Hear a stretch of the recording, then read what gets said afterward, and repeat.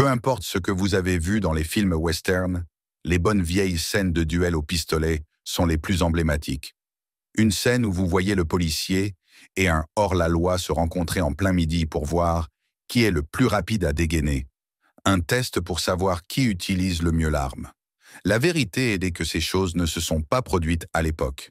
Mais si vous avez entendu l'histoire de Wild Bill qui a reçu une balle dans la tête alors qu'il jouait aux cartes, vous savez à quel point les pistoleros étaient horribles.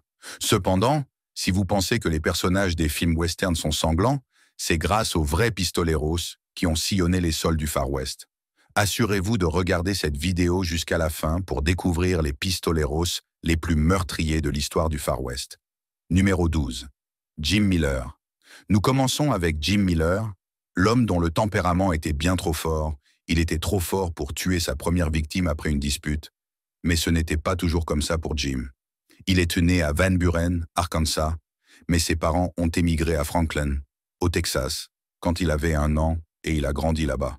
Son père, Jacob Miller, était maçon et a aidé à construire le premier bâtiment du Capitole à Austin. Mais quelques années seulement après la migration, une tragédie a frappé les Miller. Le père de Jim est mort, alors leur mère a dû déménager la famille à Havant, au Texas, pour vivre avec ses parents.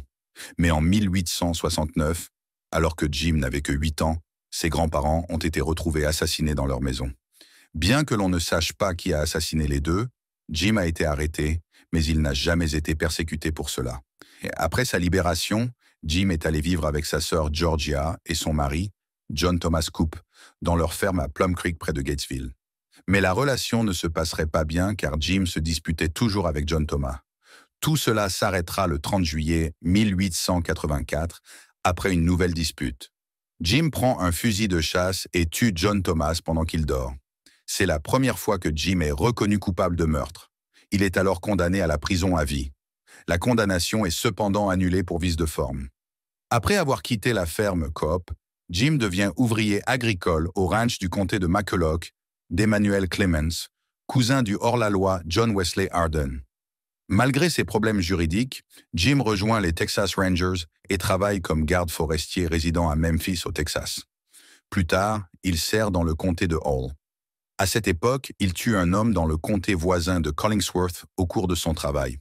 Au cours de l'été 1902, Jim tue 2 hommes et en blesse un autre. Il affirme que les 3 hommes ont été surpris en train de voler du bétail dans le comté de Ward. Il tue également l'avocat James Jarrett le 28 août 1902.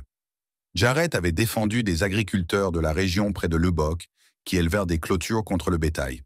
Les éleveurs les ont poursuivis en justice, estimant que les clôtures perturbaient le pâturage de leur bétail. Ces éleveurs ont engagé Jim pour assassiner Jarrett en payant $500. Jim a attrapé Jarrett alors qu'il abreuvait ses chevaux près de sa ferme et il a dû lui tirer dessus 4 fois. Jim a continué à tuer et à faire différentes choses jusqu'à ce que tout se passe mal et que lui et son équipe soient arrêtés.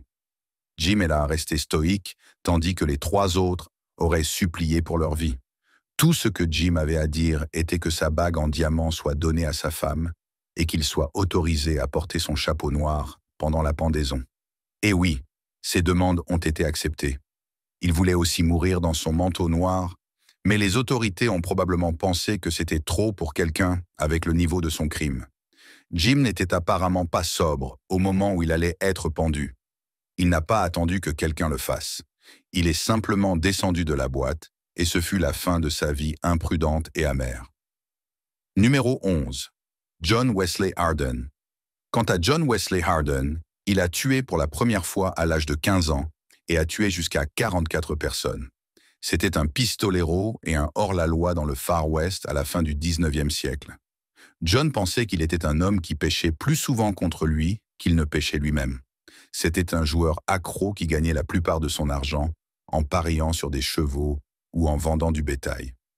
John Hardin a laissé son empreinte dans l'histoire comme l'un des tireurs les plus habiles du Far West, tuant au moins 21 hommes lors de duels et d'embuscades entre 1968 et 1977. Hardin lui-même, cependant, a estimé ce nombre plus proche de 44. Comme vous l'auriez cru, un homme comme Hardin est voué à se faire des ennemis en cours de route. Et dans le cas de John Hardin, sa tête avait une prime de $4 000. Mais au lieu de s'inquiéter de quoi que ce soit, il passait ses journées à jouer et à boire, et aussi à prendre la femme d'un autre homme comme amante. Vous voyez, les parents de John lui ont tracé une voie différente, mais il semble ne pas vouloir le faire. Il a été nommé John Wesley Hardin, d'après le fondateur de la branche méthodiste du protestantisme. Un dicton fou sur John est là qu'il n'a jamais tué quelqu'un qui ne le méritait pas. Mais une autre histoire qu'il a racontée jette un doute sur cette affirmation. Une nuit, alors que John Hardin séjournait dans un hôtel à Abilene, un homme nommé Charles Cougar ronflait bruyamment dans la chambre à côté de lui. Hardin frappa sur le mur, mais le bruit de la voiture se fit entendre. John ne s'est pas réveillé. Pour essayer de réveiller l'homme, John a tiré avec son arme et a tiré une balle à travers le mur. Lorsque le ronflement a cessé et que l'homme n'a émis aucun autre bruit, Hardin s'est rendu compte qu'il avait visé trop bas et a abattu l'homme. Mais ce n'était même pas l'incident qui a solidifié sa place dans l'histoire. Cela s'est produit en 1874, le jour du 21e anniversaire de John. Célébrant une grande victoire aux courses de chevaux, Hardin et quelques compagnons se sont saoulés et ont attiré la colère du shérif adjoint de Comanche, au Texas, Charles Webb. Les deux se sont battus en duel et John a gagné. Mais beaucoup de gens n'étaient pas contents de cela, forçant John à s'enfuir avec une prime de 4 000 $ sur sa tête. Il a finalement été condamné à 25 ans de prison en 1877. 25 ans, c'est beaucoup si vous me demandez, et c'est ce que pensait John alors qu'il tentait de s'échapper à plusieurs reprises. Mais comme il était difficile de s'échapper, John Hardin étudia la théologie et le droit, et devint même directeur de l'école du dimanche de la prison. En 1894, il fut réformé et devint un citoyen respectueux des lois et gracié pour ses crimes. Après sa grâce, John fut admis au barreau de l'État et quitta la ville pour El Paso, avec l'intention de créer un cabinet d'avocats. Mais les efforts de John pour vivre une vie décente ne durèrent pas longtemps. Alors qu'il défendait un homme nommé Martin Mraz, un voleur de bétail, John s'intéressa à la femme de Martin et, assez rapidement, les deux devinrent amants. Martin l'apprit et se mit en colère. Il paya l'homme de loi George Scarborough pour punir John, mais Scarborough le trahit et il fut abattu à la frontière. La rumeur disait que John avait engagé ses hommes pour assassiner son client avant qu'il ne puisse se venger. Mais bientôt, en août 1918-95, l'un des hommes de loi impliqués dans le meurtre de Martin, John Selman, trouva John Hardin dans le saloon Acme à El Paso et lui tira une balle dans le dos. On suppose que John a été assassiné parce qu'il n'a pas payé Selman pour avoir tué Martin. Numéro 10. Doc Holliday. L'un des noms qui n'est pas difficile à trouver lorsque l'on parle de l'histoire du Far West est Doc Holliday, nommé John Henry. Né le 14 août 1851, Doc Holliday a perdu sa mère de la tuberculose alors qu'il n'avait que 15 ans. Ce fut difficile pour John car sa relation avec sa mère était très étroite. Il a obtenu un doctorat en chirurgie dentaire et a rapidement commencé à travailler comme dentiste dans le cabinet du docteur Arthur C. Ford à Atlanta, en Géorgie. Peu de temps après avoir ouvert son cabinet dentaire, Doc Holliday découvre qu'il a contracté la tuberculose, probablement de sa mère avant qu'elle ne décède. Son frère adoptif mexicain a également été diagnostiqué avec la maladie et est décédé plus tard. Il l'a donc peut-être également contracté de lui. Doc consulte plusieurs médecins qui lui disent qu'il n'a plus beaucoup de temps à vivre et l'encouragent à déménager dans un climat plus sec pour prolonger sa vie. Le 18 octobre 1873, Doc Holliday fait ses bagages et se dirige vers Dallas, au Texas, où se termine le chemin de fer à l'époque. Cependant, au fil du temps, Doc est obligé de trouver un autre moyen de gagner sa vie. Il est intelligent, il devient donc un joueur naturel. Oh oui, sa vie est misérable car il a peu de temps à vivre. Il devient lunatique et boit beaucoup tout en continuant à jouer. Il sait que le jeu est dangereux. Il a donc besoin d'un moyen de se protéger. Dévoué, il commence à s'entraîner avec un 6-coups et un long et méchant couteau, perfectionnant ses compétences. Bientôt, il a le temps de mettre sa pratique en pratique. Le 2 janvier 1875, Doc et Austin, un tenancier de bar local, eurent un différend qui dégénéra rapidement en violence. Bien que plusieurs coups de feu aient été tirés, aucun des deux hommes ne fut touché et les deux hommes furent arrêtés. Au début, les citoyens locaux trouvèrent la fusillade amusante jusqu'à ce que quelques jours plus tard, Doc se dispute à nouveau, tuant un citoyen éminent de 2 balles soigneusement dirigées. Le 18 août 1879, Doc se disputa à nouveau avec un tireur local nommé Mike Gordon. Les 2 hommes portèrent à la dispute dans la rue, où Doc invita poliment Gordon à commencer à tirer quand il en avait envie. Gordon accepta cette invitation et mourut de 3 balles dans le ventre. Voilà à quel point Doc Holliday était mortel, mais il vivait avec quelque chose de plus mortel encore. Alors qu'il espérait profiter du pouvoir curatif réputé des eaux, les vapeurs sulfureuses de la source auraient pu faire plus de mal que de bien à ses poumons. Il s'est rapidement allongé sur son lit de mort, regardant ses pieds pour voir s'il avait ses bottes aux pieds, et il a dit « C'est drôle », car il avait toujours su qu'il mourrait avec ses bottes aux pieds. Le 8 novembre 1887 était le jour où Doc Holliday a rendu son dernier souffle. Son nom reste dans les livres d'histoire, bien des années après. Numéro 9. Frank Buckskin. Il s'agit non seulement d'un pistolero, mais aussi d'un homme de mauvaise humeur. Frank Leslie était toujours violent, surtout quand il buvait. Il a gagné le surnom de Buckskin alors qu'il travaillait comme éclaireur dans l'armée lors des guerres des Indiens des Plaines.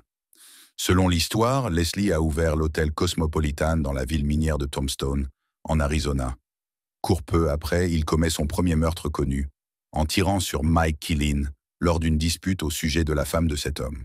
Le meurtre est officiellement considéré comme un acte de légitime défense, mais des soupçons d'actes criminels surgissent lorsque Leslie épouse la veuve de Killeen 2 mois plus tard.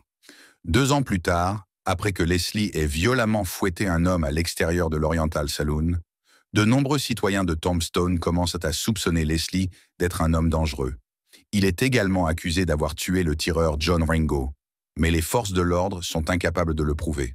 Cependant, Billy Claiborne, un ami de Ringo, est tellement certain que Leslie est le meurtrier qu'il le dénonce et, en retour, le pauvre homme est abattu par Leslie. Même parmi la populace notoire de tireurs et de tueurs de Tombstone, Leslie est inhabituellement violent. Il terrifia les habitants de Tombstone, qui eurent enfin l'occasion de se débarrasser de lui en 1889. 2 ans plus tôt, Leslie avait divorcé de sa femme et s'était mis en couple avec une prostituée de Tombstone nommée Blonde Molly Williams. La relation finit par tourner au vinaigre et, dans un accès de rage ivre, Leslie tua la femme sans défense. Grâce au témoignage d'un employé de ranch qui avait été témoin du meurtre, un jury de Tombstone reconnut Leslie coupable de meurtre et le condamna à 25 ans de prison. Mais étonnamment, Leslie obtint sa libération conditionnelle grâce à l'aide d'une jeune divorcée nommée Belle Stowell, qu'il épousa peu de temps après. Malheureusement, sa fortune déclina et il disparut bientôt de l'histoire. Personne ne sait rien de sa mort jusqu'à aujourd'hui. Numéro 8. John Kingfisher. Le cas de John Kingfisher était très différent des autres. Il était éleveur, hors-la-loi et même homme de loi. Il est né dans le comté de Collin en 1854, de Joby et Lucinda Fisher. Juste avant la guerre civile, la famille a déménagé à Florence, dans le comté de Williamson. Tout a commencé en 1869, lorsque Fisher a été accusé d'avoir volé un cheval après l'avoir emprunté sans en informer le propriétaire. Il a été arrêté par une bande de malfaiteurs, mais il se serait échappé avec l'aide du propriétaire du cheval, qui avait décidé de ne pas porter plainte. Fisher s'est rendu à Goliad, où il a été arrêté à nouveau, cette fois pour cambriolage, et envoyé en prison. Après avoir été gracié, 4 mois plus tard, il s'est installé dans le comté de Dimmitt et a établi un ranch sur Pendensia Creek. La région, connue sous le nom de Nueces Strip, était une zone de non-droit où le vol de bétail était l'industrie principale. Fisher, qui s'appuyait à la fois sur le clientélisme et l'intimidation, s'est rapidement imposé comme l'un des chefs de file de la bande, et son ranch est devenu un refuge pour les vagabonds, les criminels et les voleurs de bétail de la région. Dans la section où il régnait, Fisher était craint et respecté. Une certaine branche de route portait le panneau « Ceci est la route du roi Fisher, prenez l'autre ». Un panneau a été placé pour distinguer sa route privée de la route publique, mais beaucoup à l'époque y ont vu une preuve de l'étendue du pouvoir et du contrôle de Fisher. Fisher s'est engagé dans de nombreuses activités, du vol de bétail à la violence, mais surtout pour tuer des gens par balle. Il a rapidement décidé de vivre une vie tranquille, car il a réussi à échapper à une condamnation. En 1881, il a été nommé shérif adjoint du comté d'Uvalde. Il s'est avéré être un homme de loi efficace et populaire, et a prévu de se présenter aux élections en 1884.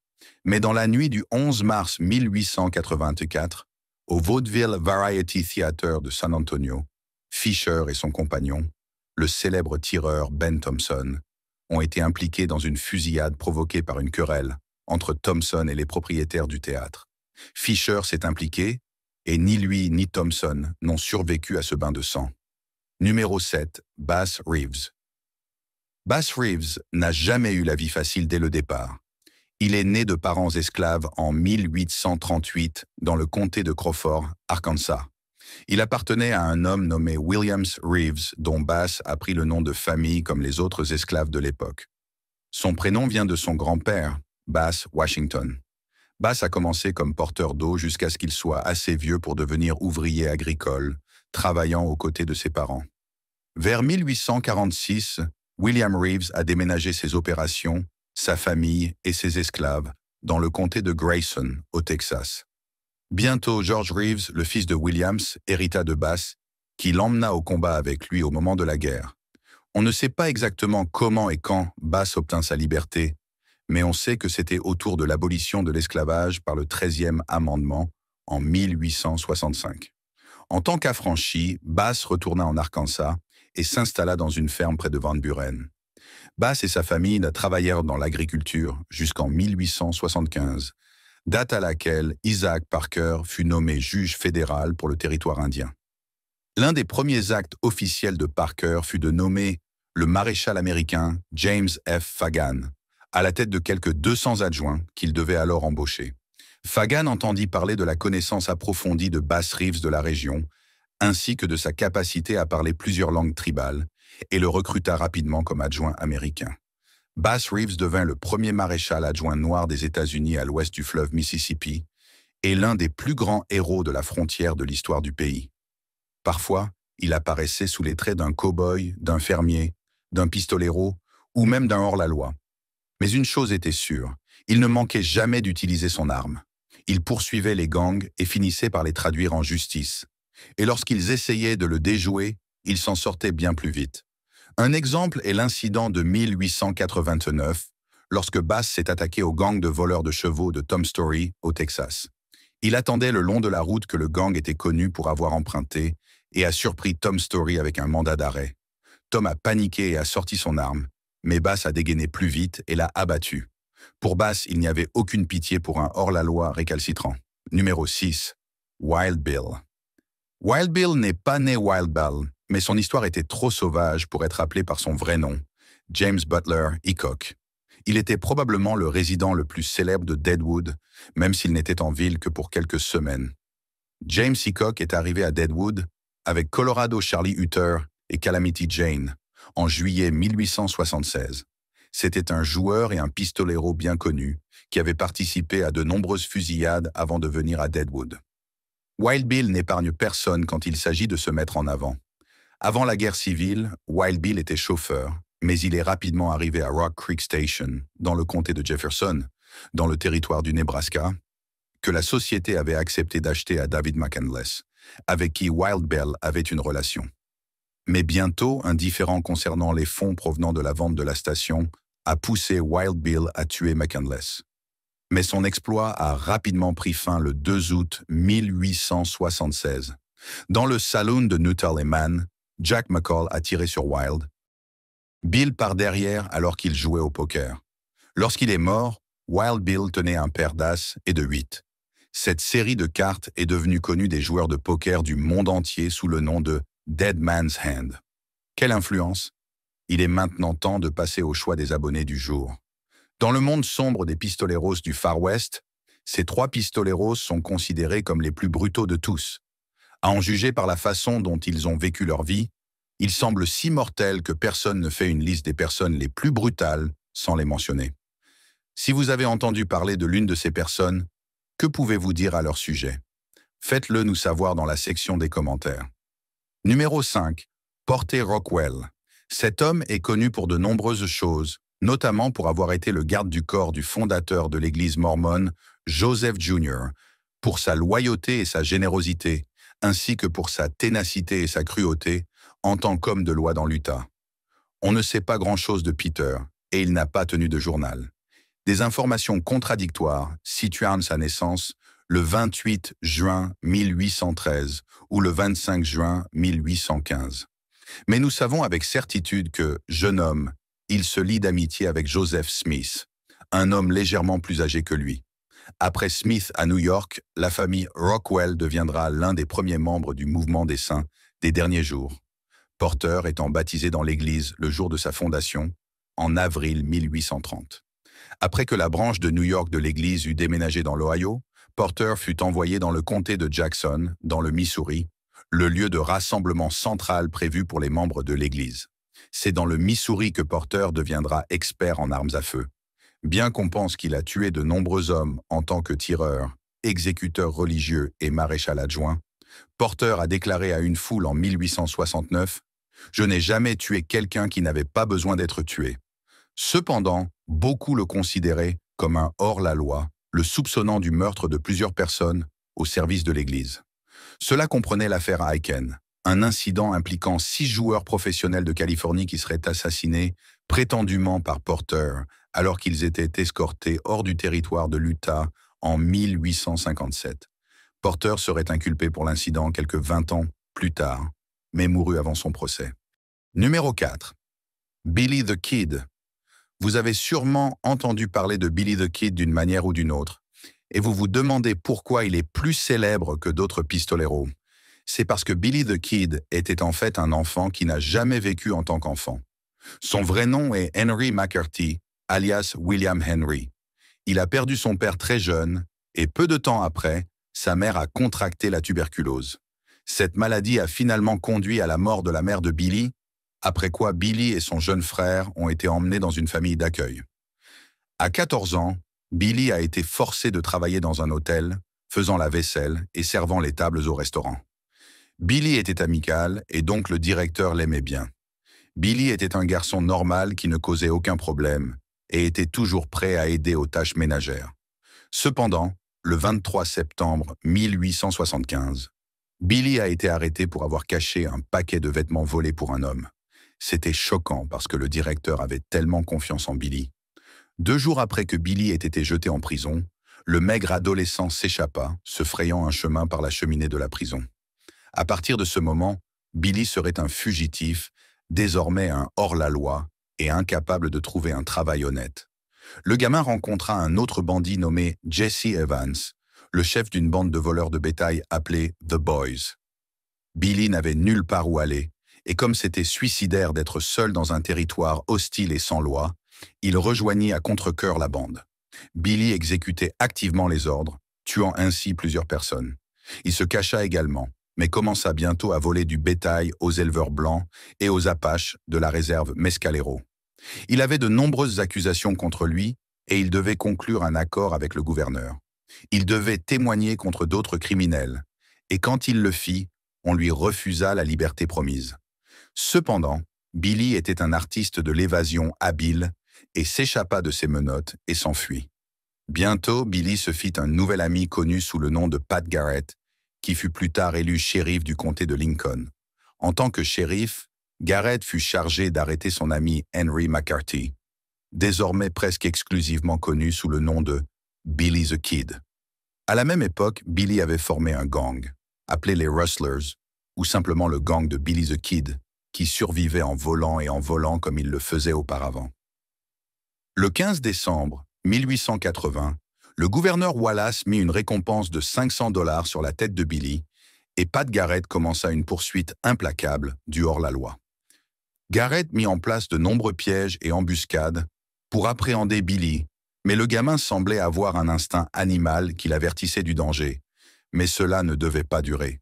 Billy the Kid et sa bande de voleurs de bétail furent capturés le 23 décembre 1880. Billy fut d'abord emmené dans une prison de Las Vegas, au Nouveau-Mexique, puis à Santa Fe et finalement à Mesilla. Mais encore une fois, le 28 avril, Billy réussit à s'échapper et tua ses 2 gardes alors que Garrett était hors de la ville. On ne sait pas comment Billy a pu faire cela, mais on pense généralement qu'un ami ou un sympathisant du régulateur a laissé un pistolet dans les toilettes où l'un des gardes escortait Billy quotidiennement. Mais Billy n'est pas parti pour toujours. Il a perdu la vie qu'il avait vécue en tuant 21 hommes. Numéro 3. Tom Horn Janehar. Tom Horn Janehar était un tueur à gages qui était doué pour le mal qu'il faisait. Né en 1860 à Memphis, dans le Missouri, Horn aurait montré très tôt une aptitude à la chasse et au tir. Après avoir déménagé vers l'ouest au milieu des années 1870, Horn était à bien des égards un cow-boy, un mineur, un éclaireur de l'armée, un shérif adjoint et un emballeur pour les cavaliers de Cuba. Mais sa carrière la plus célèbre fut celle de tueur à gages. Horn a d'abord travaillé pour la célèbre agence de détectives Pinkerton, qu'il a engagé pour traquer et appréhender les hors-la-loi de l'Ouest qui s'en prenaient aux clients de Pinkerton, comme les banques et les chemins de fer qui pouvaient se permettre de payer des services de police privés là où le système public les laissait tomber. Mais après 4 ans en tant que Pinkerton, Horn s'ennuyait et, en 1894, il s'engagea comme tueur à gages auprès de l'Association des éleveurs de bétail du Wyoming, une organisation privée. Depuis plusieurs années, les gros éleveurs de bétail du Wyoming menaient une guerre de vigilance dans le comté de Johnson contre un groupe diversifié de petits agriculteurs, d'éleveurs de moutons et de voleurs de bétail qui résistaient à leur domination. En 1894, la mauvaise publicité avait rendu une guerre publique trop coûteuse. Au lieu de cela, les éleveurs se tournèrent vers des moyens plus furtifs, engageant Horn pour utiliser ses compétences en matière de maniement des armes à feu de manière mortelle en soignant disciples, tendant des embuscades et en assassinant tout homme qu'il considérait comme un fauteur de troubles. Horn était un tireur fou. Il tirait souvent à 200 mètres de distance, de sorte que la plupart de ses victimes ne voyaient même pas ce qui les frappait, ce qui signifie qu'elles ne voyaient jamais Horn. Cependant, en novembre 2019, le tristement célèbre tueur à gages, Tom Horn, a été pendu pour avoir prétendument assassiné Willie Nickel, le fils de 14 ans d'un éleveur de moutons du sud du Wyoming. Numéro 2, Sam 2. Sam Bass. Sam Bass était un hors-la-loi et un voleur de train réputé qui dirigeait 2 gangs à l'époque du Far West. Sam Bass était connu comme un jeune homme honnête. Il est entré en possession d'un petit poney de course, une petite jument alezan. Lorsque la plupart des garçons du quartier se réunissaient à Denton le samedi soir, Bass Rahil a réussi à voler son poney. Son patron a vite remarqué qu'il négligeait son travail pour le poney, alors on lui a demandé de choisir entre son travail et le poney. Devinez ce qu'il a choisi? Son poney. C'est ce qui a été un tournant pour Sam Bass. Bass a trouvé un autre emploi comme cow-boy pour Joel Collins, qui a perdu au jeu tout l'argent qu'il avait gagné avec son troupeau, même s'il a acheté son bétail à crédit. Collins est devenu désespéré et avec une bande de cow-boys, connue sous le nom de Black Hills Bandits, il a braqué et volé plusieurs diligences. Ces vols n'ont rapporté que très peu de butin à Collins, mais ils ont lancé Sam Bass dans sa carrière criminelle. Bass a continué à voler avec son gang et était prêt à tuer n'importe qui si nécessaire. Un jour, une fusillade s'en est suivie, et alors que Bass tentait de fuir, il a été abattu par les agents des Texas Rangers, George Harold, et le sergent Richard Ware. Bass a ensuite été retrouvé gisant dans un pâturage à l'ouest de Round Rock par le shérif adjoint du comté de Williamson, James Milton Tucker. Plus précisément, Bass a dû appeler la troupe alors qu'ils étaient sur le point de passer devant lui en criant « Hé, je suis là! Je suis Sam Bass, celui que vous cherchiez !» Il a été placé en détention et est décédé le lendemain, le 21 juillet 1878, son 27e anniversaire. Numéro 1. Jesse James. Le dernier mais non le moindre est Jesse James. Il était un hors-la-loi, un banquier, un voleur de train, un guerriero confédéré pendant la guerre civile et le jeune chef de gang de James. Il s'est rebellé contre une société qu'il n'aimait pas à la fin du IIe siècle de l'Amérique et est devenu un héros populaire. Jesse James a été présenté comme le Robin des Bois des temps modernes parce qu'on disait qu'il volait les riches et était gentil avec les pauvres. Cependant, alors que Jesse était beaucoup de choses que les gens percevaient comme bonnes, il était aussi un meurtrier de sang-froid, un voleur de chevaux et un terroriste. Lui et sa bande étaient des hommes très dangereux, mais sa bande a été ciblée et presque anéantie. Jesse avait besoin de quelqu'un en qui avoir confiance, et il s'est donc confié aux frères Ford. Il a même accueilli ses frères dans sa famille pour les protéger, sans savoir qu'il venait de vivre sa perte. Bientôt, Jesse a commencé à soupçonner que les Ford préparaient quelque chose de mal. Mais au lieu de les affronter, Jesse a fait le tour de la pièce avec son arme. En se retournant, il a vu une photo poussiéreuse qu'il voulait dépoussiérer. Alors qu'il la cherchait, Robert Ford a sorti son arme et a tiré une balle dans la tête de Jesse James, qui n'était pas armé. Il s'est avéré que les frères Ford ont trahi leur ami pour une récompense promise par le gouvernement. Merci d'avoir regardé. À bientôt pour la prochaine vidéo.